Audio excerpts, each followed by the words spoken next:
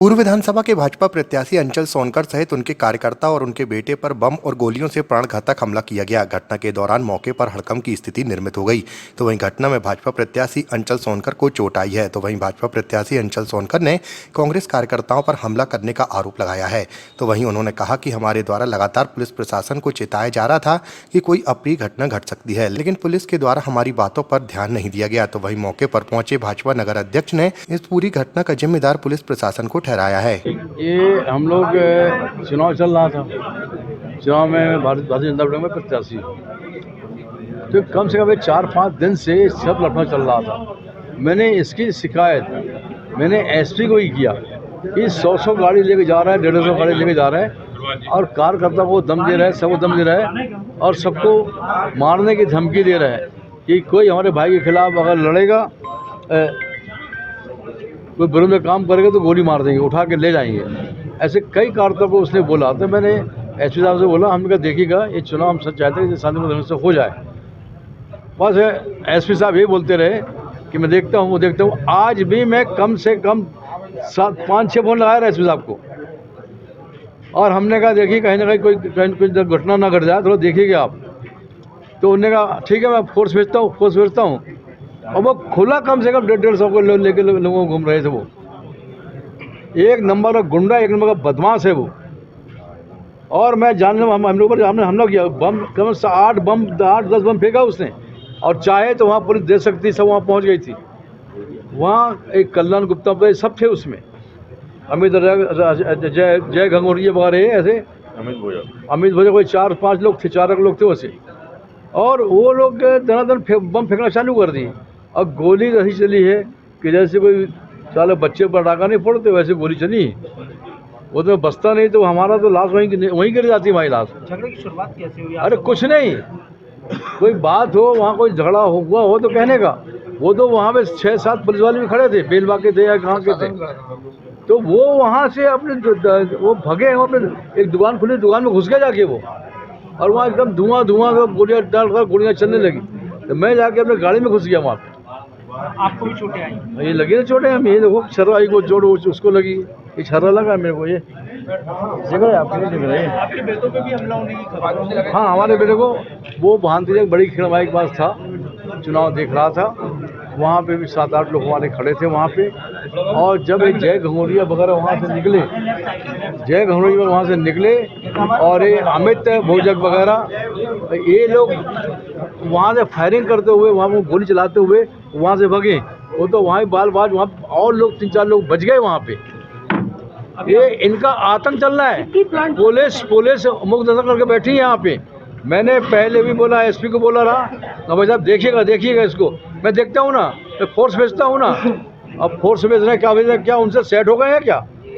अभी आप लोग कितने लोग घायल हुए हैं आपके अलावा, और कितने लोगों को चोट आई? एक मैं, 2-3 लोग और 3-4 लोग और हैं जो घायल हुए। अभी आपने FIR करा दी? हाँ, करवा रहे हैं FIR। ये देखिए, ये हाल इसको देखो ना। कैसे लग गया ये छर्रा? कहाँ लगा आपको? बम लगा, बम। बताइए आपको। अनिल सोनकर। बताइए अनिल जी, क्या हुआ था आपको चोट लगी? पूरी घटना हम और चाचा लोग सिर्फ साथ में जा ही रहे थे, वहाँ बस खड़े हुए हैं और बस उन लोग दनादन गोली और बम चलाना चालू कर दिए। कौन लोग? उसमें जय घंगोरिया रहा और अमित भोजक रहा और 2-3 लड़के और रहे। डिवाइडर भी पार नहीं हुए। उनके यहाँ से कम 150-200 लड़के थे और सीधा उन लोग पथराव, सीधा गोली चलाया और बम चले हैं तो वो हम लोगों के पैर के पास आके फटे। आप लोग कितने लोग थे वहाँ पर? हम माननीय अंचल सोनकर जी के उतर के सिर्फ हम लोग रोड पे डिवाइडर ही पार भी नहीं हुए डिवाइडर, और उनके तरफ से बम और गोली चलना चालू हुआ। कौन लोग थे? अमित भोजक, जय घंगोरिया, इनके साथ इनकी पूरी टीम थी, कल्याण गुप्ता, ये पूरी टीम इनके साथ लगी थी। आपको कहाँ? मेरे पैर में लगी, मेरे कमर में लगी है, कमर में और पैर में 2 जगह छर्रे लगे। ये हम समय हो ही गया था, निकल के हम अपनी टेबल जहाँ थी वहाँ पे आए। उतने में हमारे प्रत्याशी माननीय अंचल सोनकर जी आए, तो हम लोग उनसे मिलने गए और सामने कांग्रेस प्रत्याशी का कार्यालय था, वहाँ से हम लोग मिलने गए भाई, उनके साथ तो फिर और हमारे कार्यकर्ता भी आ गए, तो उनको पता नहीं क्या हुआ, उन लोग वहाँ से दनादन बम और गोली ऐसी चलाएं बिल्कुल कि हम लोग तो भटपट रह गए कि क्या हुआ, साला अचानक ऐसा हो गया। पथराव तो बात की बात है, बम और गोली तो ऐसी चल रही थी कि पथराव क्या चलता होगा भाई। कि जबलपुर हमेशा संवेदनशील क्षेत्र रहा और जबलपुर विधानसभाओं में पूर्व विधानसभा हमेशा संवेदनशील रहा।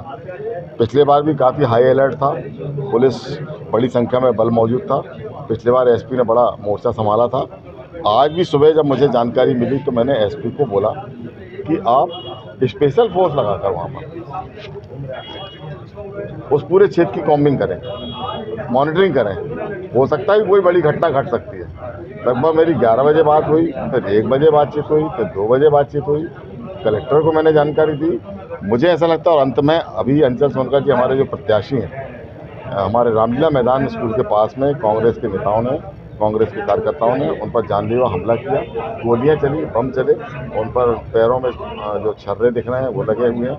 2-3 कार्यकर्ताओं के आंखों के पास लगा हुआ है। और मैं ऐसा मानता हूं, मेरा बिल्कुल स्पष्ट रूप से आरोप है कि इस पूरे घटनाक्रम में एसपी दोषी है और उसकी सह पे ये सब घटना हो रहा है। आप देखिए 1.5 घंटे होने के बाद भी थाने के अंदर ना तो टीआई मौजूद है, ना सीएसपी मौजूद है, और उससे गैर जिम्मेदारी बात यह है कि एसपी भी नहीं है। नहीं तो तत्काल पहले हम लोग कभी हमेशा देखते हैं इस बात, कभी कोई घटना होती थी तत्काल प्रशासनिक अधिकारी घटनास्थल पर पहुंचता था और स्थिति को नियंत्रित करने की कोशिश करता था। ऐसा पहली बार हो रहा है कि 1.5 घंटे के बाद भी कोई भी बड़ा अधिकारी यहाँ पर मौजूद नहीं है। ये स्पष्ट रूप से संकेत जा रहा है कि कहीं ना कहीं प्रशासन के अधिकारियों की, निर्वाचन के जो अधिकारियों की विधि वगैरह से ये बड़ी घटना हुई।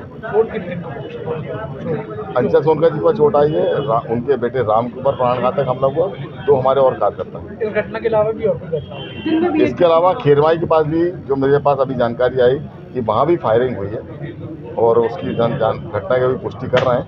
माननीय मुख्यमंत्री जी को हमने पूरी जानकारी भेजी है, आगे जो कार्रवाई होगी करेंगे। घटना में कौन कौन शामिल था? देखिए वो नामजद एफआईआर हो रही है, उसमें बातचीत आएगी, लेकिन मुझे नहीं लगता कि एसपी कोई कार्रवाई करेगी।